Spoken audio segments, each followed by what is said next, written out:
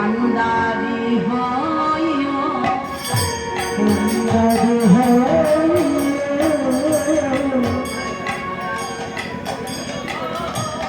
আমার কান্দারি হইও আমার নয় দরদার দেহ করিতে কান্দারি হইও আমার নাই দেহ করিতে কান্দারি হইও নয়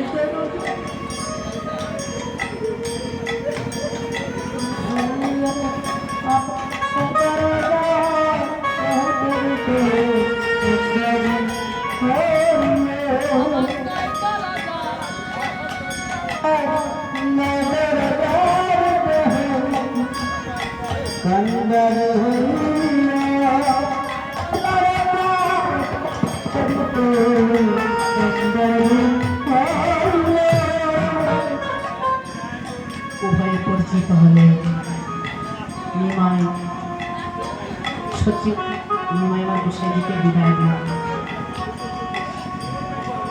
এভাবে কয়েকদিন কেটে গেল। কয়েক বছর কেটে যাওয়ার পর একদিন গৌরহরি সেবা সঙ্গনে সংকীর্তন পরিশেষে ঘরে এসে বিষ্ণুপ্রিয়াকে বলছেন, বিষ্ণুপ্রিয়া মাকে ডেকে বলছেন, মা আমার বড্ড খিদে পেয়েছে, কিছু খেতে দাও। সত্যি মাতা মনে মনে ভাবছে আমার নিমাই তো কোনোদিন নিজের চেঁচে খেতে চায় না।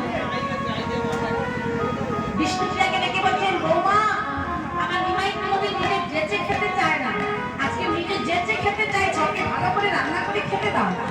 শুনি সচির বাণী বিষ্ণুপ্রিয়া ধ্বনি আনন্দে বিভোর ভেল বলি আনন্দে বিভোর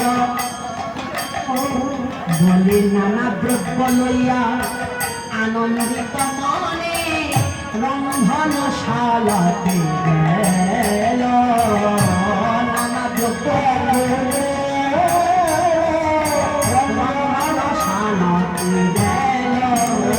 বিষ্ণুপ্রিয়ার আনন্দে হবে না রে,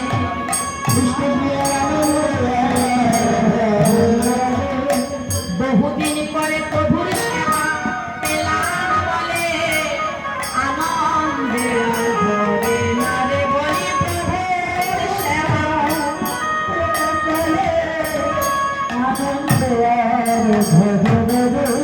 বিষ্ণুপ্রিয়া দেবী আমার মনের আনন্দে অন্নব্যঞ্জনাদি রন্ধনে করে স্বর্ণ থালাতে যখন সাজিয়ে দেই না রন্ধনশালা হতে প্রভুর ভোজন মন্দিরে যাত্রা করছেন। রন্ধনশালাতে মানে রন্ধন মন্দিরে টাঙানো ছিল দেওয়ালে একটা আয়না। আয়নার মধ্যে দেবীর নয়ন পড়ে গেল। কি দেখতে পেলেন? বলে সিঁথির সিঁদুর মলিন হয়েছে, সিঁথির সিঁদুর মলিন হয়েছে, অমঙ্গল যাই গো জানা, সিঁথির সিঁদুর মলিন হয়েছে,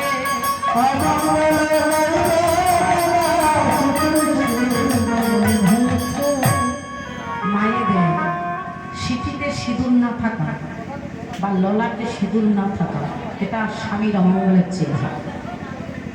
বর্তমান সময়ে মায়েরা তো সিঁদুরই পরতে চায় না, সিঁদুর বাদ দেয় শাড়ি পরতে চায়। বর্তমান সময় মায়েরা শাড়ি পরতে চায়, কিন্তু এই যে বেশভূষা একদম সধবা রমণীর বেশভূষা কার জন্য? তার স্বামীর মঙ্গলের জন্য। স্বামীর মঙ্গলের জন্য এই বেশভূষা, স্বামীর মঙ্গলার্থে সধবা মায়েরা এই সাজ, এই সিঁদুর, এই সাজগোজ করে। বিষ্ণুপ্রিয়া দেবী যখন দেখলেন তার সিঁথিতে সিঁদুর নেই, অমঙ্গল চিন্তা করছে, স্বামীর অমঙ্গলের চিন্তা করে সেই অমঙ্গলকে মায়ের দিকে ঠেলে দিলেন। যেই না অগ্রসর হচ্ছেন অমনি দক্ষিণ বাহু কম্পিত হতে লাগলো। রমণীদের দক্ষিণ বাহু কম্পিত হয়, এটা একটা অমঙ্গল চিহ্ন। সেই অমঙ্গলকে পায়ের নিচে ছেড়ে দিলেন। বিষ্ণুপ্রিয়া দেবী যখনই প্রভুর ভোজন মন্দিরে গিয়ে স্বর্ণ থালাতে ওই অন্ন ভোজনাদি রেখে দিলেন, অমনি হলো কি? বলে স্বর্ণ থালে অন্ন দিতে নাকের বেসর খসে পড়িল,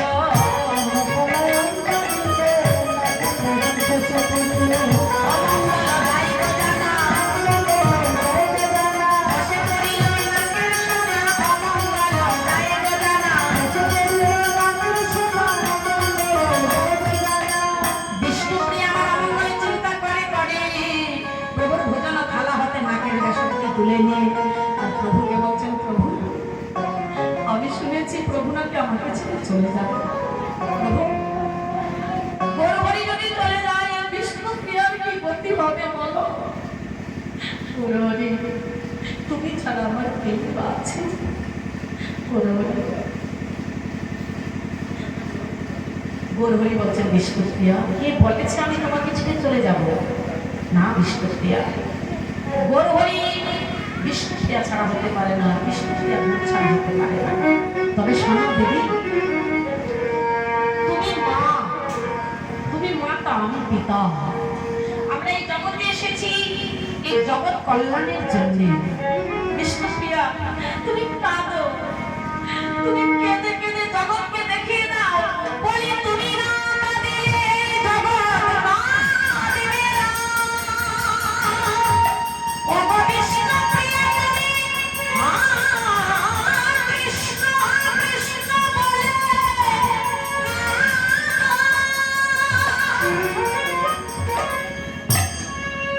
বিষ্ণুপ্রিয়া বলছেন, গৌরহরি আমি কৃষ্ণ বলে কাঁদবো কেন? না, আমি কৃষ্ণ বলে কাঁদবো না, আমি কলিদেবীর ঘরে ঘরে গিয়ে কাঁদবো। তবে কি বলে কাঁদবো জানো? তোমরা সবাই আমার সঙ্গে বলো, ভজ গৌরাঙ্গ কহ গৌরাঙ্গ লহ গৌরাঙ্গে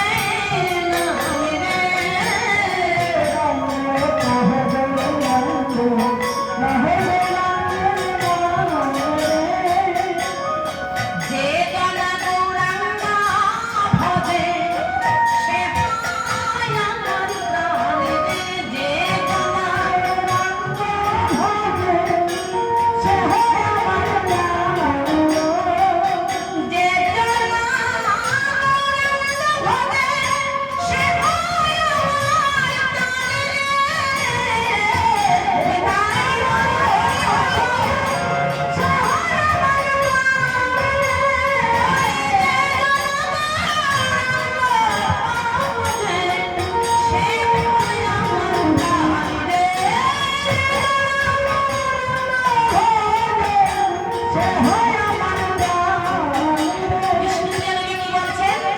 যে জনা গৌরাঙ্গ ভজে সে হয় আমার প্রাণে রে।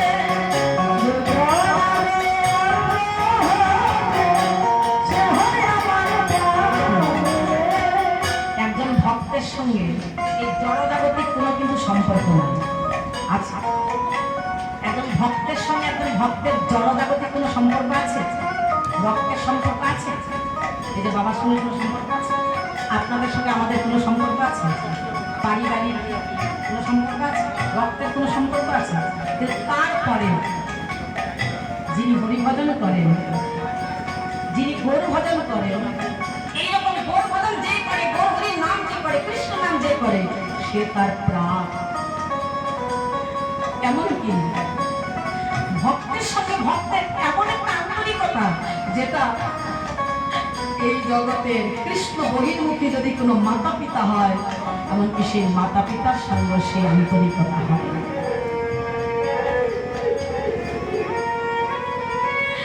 একজন ভক্তের সঙ্গে ভক্তের এমন একটা আন্তরিকতা যেটা স্বামী স্ত্রীর মধ্যে হয় না, যদি কৃষ্ণ ভজনে বিমুখ হয়। বিষ্ণুপ্রিয়া বলছেন, যে জনা গৌরাঙ্গ ভজে সে হয় আমার প্রাণ রে। যে জনা গৌরাঙ্গ ভজে সে হয় আমার প্রাণ রে। গৌর ভজন করলে কি হবে জানো? যে গৌর ভজন করবে সে আমার প্রাণ। দেবী বলছেন, যে আমার গৌরহরিকে ভালোবাসবে, গৌরহরি ভজন করবেন, সে আমার প্রাণ। এমনকি গৌরাঙ্গ ভজিলে গৌরাঙ্গ জটিলে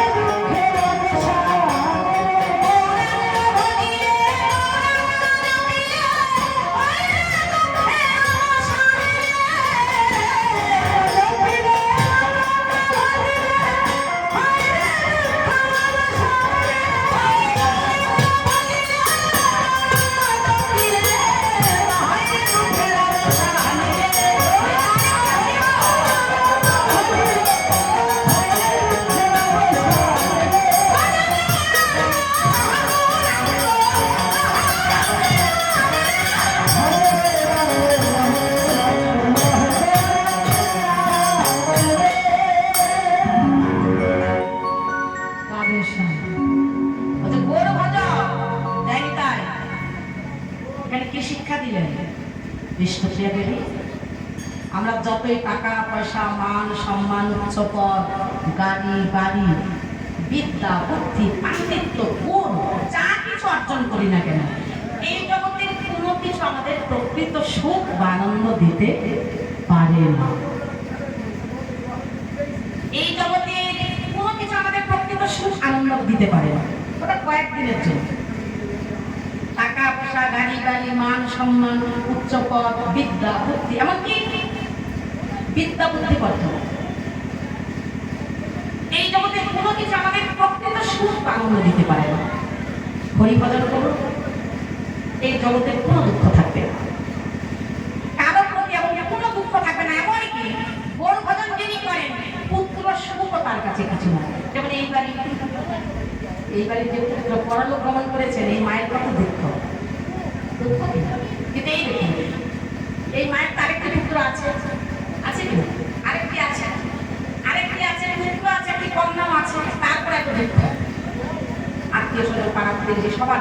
কিন্তু এই দেখুন গৌর ভজন করলে, আজকে গৌর ভজন করলে যে এই জগতের কোনো এমনকি পুত্র সুখ তার কাছে কিছু নয়।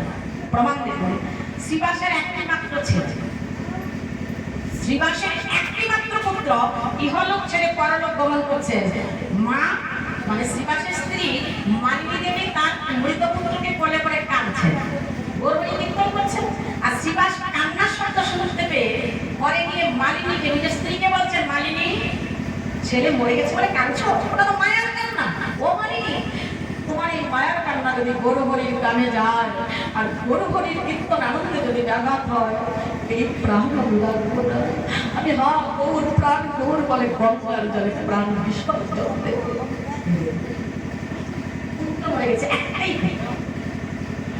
কি বলছেন, আমি প্রাণ ত্যাগ করবো যদি এই তোমার কান্নার শব্দে যদি গৌরহরির আনন্দে কোনো ব্যাঘাত হয়। গৌরহরি কি সত্যি শ্রীবাসকে দুঃখ দিয়েছিলেন?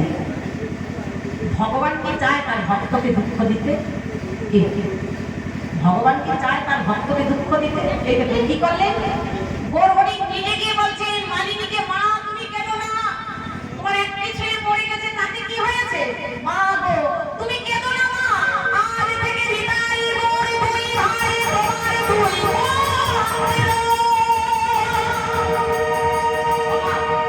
একটি ছেলে মরে গেছে, তুমি কি দুঃখ পেয়েছি? এই দেখুন একমাত্র আমাদের কৃষ্ণই গৌর ভগবানই আমাদের সব। এই জগতে কেউ কারণ নয়, কেউ আমার নয়, আর আমি কারণ লোক, এটাই আমাদের পরিচয়।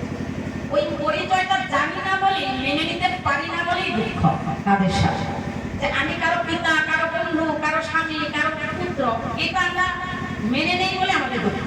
আর যখন এটা জেনে নিব আমি গোবিন্দের দাস, আমি কৃষ্ণ সেবার জন্য এই সংসারে এসেছি, এই সংসারের কোনো দুঃখ আপনার কাছে দুঃখ মনে হবে না, বরং আর আনন্দ হবে। এই সংসার যত দূরে যাবে তত আনন্দ লাগবে। শিবানন্দ সেন মহাপ্রভু যখন রেগে গিয়ে ক্রোধান্বিত হয়ে, ক্রোধান্বিত হয়ে যখন শিবানন্দকে অভিশাপ দিচ্ছেন, শিবানন্দ তোকে অভিশাপ দিলাম, তোর তিন পুত্র মরুক, তোর তিন ছেলে মরুক। আমাকে এত কষ্ট দিই, মানে সেদিন একটু ভোজন করাতে দেরি হয়ে গিয়েছে, ভোজন করাতে দেরি হয়ে গিয়েছিল, প্রভু কষ্ট হয়েছে। তো শিবানন্দ সেনকে নিতাইটার অভিশাপ দিচ্ছে, তোর তিন ছেলে মরুক।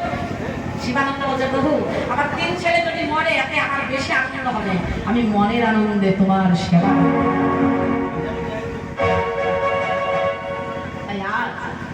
বিষ্ণুপ্রিয়া দেবীকে বলছেন, গৌরহরি বলছেন, তুমি গৌর বলে কেঁদো না, তুমি কৃষ্ণ বলে কাঁদো, কৃষ্ণ বলে কাঁদলে কৃষ্ণকে পাবে। বিষ্ণুপ্রিয়া ভাগের অন্ন ভোজন করে গৌরহরি যখন বিশ্রামে গিয়েছেন, বিষ্ণুপ্রিয়া দেবী গৌরহরির প্রসাদ অল্প একটু প্রসাদ পেয়ে প্রভু বিছানায় নিদ্রা যাননি, নিদ্রিত অবস্থা বিষ্ণুপ্রিয়ার চরণ প্রক্ষালন করছে, চরণ সেবা করছে। গৌরহরি মনে মনে ভাবছেন, এভাবে বিষ্ণুপ্রিয়া যদি আমার চরণ সেবায় থাকে আর বিষ্ণুপ্রিয়া যদি এভাবে আমার কাছে থাকে, তাহলে আমি সমাজ ধর্মে যেতে পারবো না। নিদ্রাকে ডাকতে হবে। নিদ্রা দেবীকে যে ডাকলেন, নিদ্রা এসেই বলছেন, বলে গৌরহরি আমি তোমার কাজ করে দিতে পারি, বিষ্ণুপ্রিয়া না সমস্ত নদিয়াবাসীকে নচেতন করে দিতে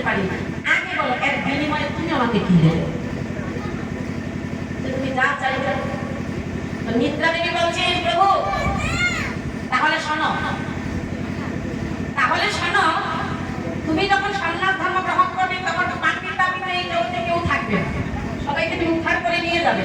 তবে একটি কথা, তুমি যদি ওই 84 নরক খালি রাখো, সবাইকে যদি উদ্ধার করে নিয়ে যাও, তাহলে কিন্তু তোমার কাজ আমি করে দিতে পারবো। গৌরহরি বলছে শোনো নিদ্রা, যারা আমার সেবা করবে, আমার ভজন করবে, যারা কৃষ্ণ নাম করবে, কৃষ্ণ ভজন করবে, তারা কৃষ্ণ ভজন করবে, কৃষ্ণ নাম করবে, তারা যাবে আমার সঙ্গে গোলকে। আর যারা কৃষ্ণ বহির্মুখী হয়ে জীবন কাটাবে, 84 নরকে তারাই যাবে। বিষ্ণুপ্রিয়া দেবী অচৈতন্য হয়ে হলেন, সমস্ত নদিয়াবাসীকে অচৈতন্য নিদ্রা দেবী করে দিলেন। গৌরহরি আমার বিষ্ণুপ্রিয়া দেবীর সম্মুখে, মানে বিষ্ণুপ্রিয়া দেবী অচৈতন্য হয়ে আছেন, গায়ে রঙের আভরণ আদি খুলে রেখে দিয়ে গৌরহরি রওনা হয়েছে। কিন্তু মনে পড়ে গেছেন, মাকে কথা দিয়েছিলাম যে মাকে না বলে যাব না। আবার ফিরে আসলেন, এসে নিম্নবৃক্ষে আরোহণ করে সতীমাতার সেই শয়ন মন্দিরের কাছে একটা নিম্নবৃক্ষে আরোহণ করে বলছেন, মা যাকো যাকো যাকো, মা যাকো সচিরানী, ঘুমো ঘরে হয়ে মা গো না শুনিয়ে বাড়ি, আমি বৃন্দাবনে চলে যাচ্ছি, মা অনেক দূরে চলে যাচ্ছি কৃষ্ণ ভজন। সতীমাতা নিমাইয়ের কণ্ঠস্বরকে একটা কোকিলের কণ্ঠ মনে করে, বলছে ওরে ব্রজের কোকিল, এখানে কেন ডাকছিস, ব্রজে চলে যা, আমার নিমাই ঘুমিয়েছে, এখন ডাকিস না, ওর ঘুম ভাঙাস না, বৃন্দাবনে চলে যাবে কৃষ্ণ ভজন করতে। ঘুমের ঘরেও মা বিদায় দিলেন। নিমাই আমার সতীমাতার মন্দির সপ্তমবার দণ্ডবত প্রণাম করে পারের জন্য, গঙ্গা পারের জন্য মাঝিকে ডাকছে। যেই মাঝিকে ডাকছেন, মাঝি কর্তৃক নিমাই সন্ন্যাস পালা একটু অনেক লম্বা, তো নাইট করে 6-7 ঘন্টা হলে তখন একটু আশ্বামন হয়, তো অনেক বেলা হয়ে গেছে। যাই হোক, আমরা বেশি আর বিলম্বিত করছি। মাঝি কর্তৃক গঙ্গা পার হলে মাঝিকে প্রতিশ্রুতি দিলেন, প্রথমে পার করতে চাইছিলেন না, তারপরে প্রতিশ্রুতি দিলেন কি, আমি পরকালে, তুমি এখন আমাকে পার করে দাও, আর তুমি পরকালে যেদিন যাবে সেদিন আমি তোমাকে পার করে দেব। মাঝি কর্তৃক পার হলে কেশব ভারতীর কাছে গিয়ে সন্ন্যাস গ্রহণ করলেন। কেশব ভারতীর সন্ন্যাস দিয়ে নাম রাখলেন নিমাই শ্রী কৃষ্ণ চৈতন্য মহাপ্রভু। বলছেন যাও হে শ্রী কৃষ্ণ চৈতন্য মহাপ্রভু, তুমি গুরু প্রণাম করে ভিক্ষা করে করে বৃন্দাবনের পথে অগ্রসর হয়। শ্রীকৃষ্ণ চৈতন্য গৌরাঙ্গ মহাপ্রভু আমার সন্ন্যাস গ্রহণ করে কেশব ভারতীকে প্রণাম করে ভিক্ষা করে করে বৃন্দাবনের পথে রওনা হলেন। এদিকে সিদ্ধান্ত নবদ্বীপে হল কি, প্রভাত যখন হলো, বিষ্ণুপ্রিয়া দেবী দেখছেন আর গৌরহরি কাছে নাই। যখনই ডাকছেন সচিমাতাকে, সচিমাতা বিষ্ণুপ্রিয়াকে নিয়ে সমস্ত নদিয়া, সমস্ত নবদ্বীপ খুঁজলেন, কোথাও নিমাই সন্ধান পেলেন না। আর এদিকে নিতাই চাঁদ কয়েকজন বালককে শিখিয়ে রেখেছে, একজন সন্ন্যাসী আসবে, ওকে কিন্তু বৃন্দাবনের পথ দেখিয়ে দেবে না, বৃন্দাবনের পথ জিজ্ঞাসা করবে কোন দিকে, দেখিয়ে দেবে না, শান্তিপুরের পথ দেখিয়ে দেবে। গৌরহরি ভাবাবেশে সন্ন্যাস নিয়ে যখন ওই বালকগণকে দেখছেন, ওই পথে যাচ্ছে না, বালকগণকে জিজ্ঞাসা করছেন যে বৃন্দাবন পথে যেতে হবে, একটু দেখিয়ে দাও। নিত্যানন্দ প্রভুর কথা মতো বালকগণ অদ্বৈতাচার্যের বিহারাভিমুখী, মানে শান্তিপুর দেখিয়ে দিলেন।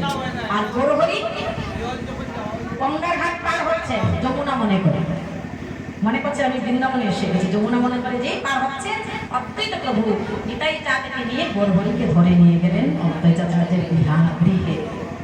এবার হলো কি, সন্ন্যাস গ্রহণের পর বলে তারপর 7 দিন আসিয়া অদ্বৈত ঘরে, সচি ঘরে দুঃখ বিমোচনে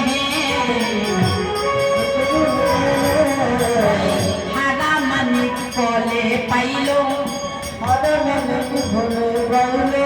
কলির দ্বীপ উদ্ধারিল, হারা মানিক সচি বলে পাইল,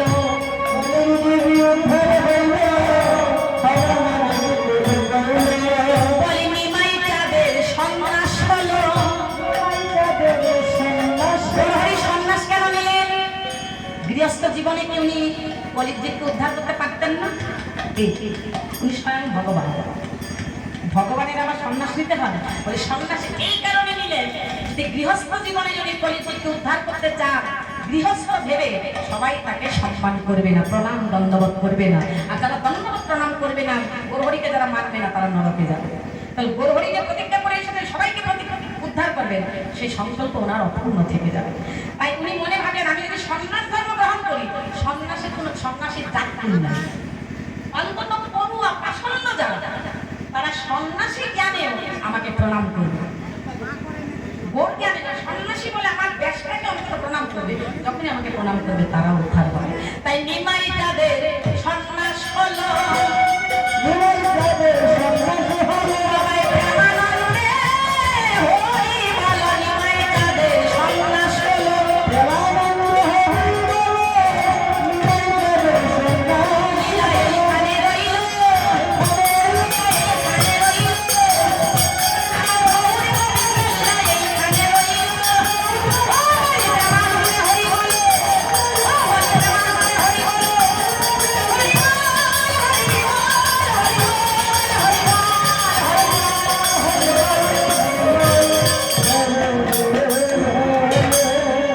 আজকের মতো লীলা কীর্তন এখানেই দেওয়া হলো বিশ্রাম। আমরা যার উদ্দেশ্যে, যে আত্মার উদ্দেশ্যে এই বাড়ির যে পুত্র তার আত্মার কল্যাণার্থে এখানে আমরা এই হরিকথার আয়োজন করেছেন, আমরা কীর্তন করলাম। আসুন, যে এই ঘরের এই যুবক ছেলেটি অকালে অতি অল্প দিনে এই হলক ছেড়ে পরলোক গমন করেছে, তার আত্মার যেন সদ্গতি হয়। সদ্গতি বলতে আমরা বলবো সে স্বর্গে যাক। স্বর্গে গিয়ে কি হবে? স্বর্গে মানুষ যদি যায়, পুণ্য থাকলে স্বর্গে যাবে, যতদিন পুণ্য থাকবে স্বর্গে থাকতে পারবে। যেই পুণ্য শেষ হবে আবার স্বর্গে থেকে ধাক্কা দিয়ে এই মর্তধামে তাকে ফেলে দেবে, আবার 84 লক্ষ জমিতে ভ্রমণ করতে হবে। স্বর্গে যাকে কথা বলবো, বৈকুণ্ঠে যাবে এটাও বলবো, বৈকুণ্ঠে গেলেও সেখান থেকে মর্তধামে 84 লক্ষ জমিতে ভ্রমণ করতে হবে। কিন্তু কেউ যদি গোলকে গিয়ে রাধাগোবিন্দের চরণ প্রাপ্ত হয়, তাকে আর এই 84 লক্ষ জমি ভ্রমণ করতে হয় না। আসুন আমরা সবাই মিলে হাতে তালি দিয়ে হরিনাম দিয়ে এই বিগত আত্মার কল্যাণ করুন, যেন তার আত্মার কল্যাণ হয়, সেখানে ভগবত ধাম প্রাপ্ত হয়, ভগবত চরণ প্রাপ্ত হয়। হরে কৃষ্ণ কৃষ্ণ কৃষ্ণ হরে হরে, হরে রাম রাম রাম হরে হরে। সবাই মিলে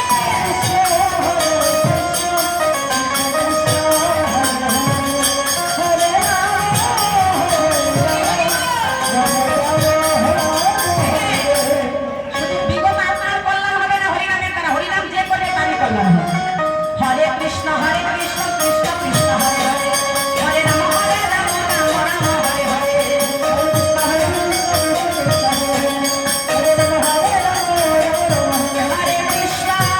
কৃষ্ণ কৃষ্ণ হরে হরে, হরে রাম রাম রাম হরে হরে।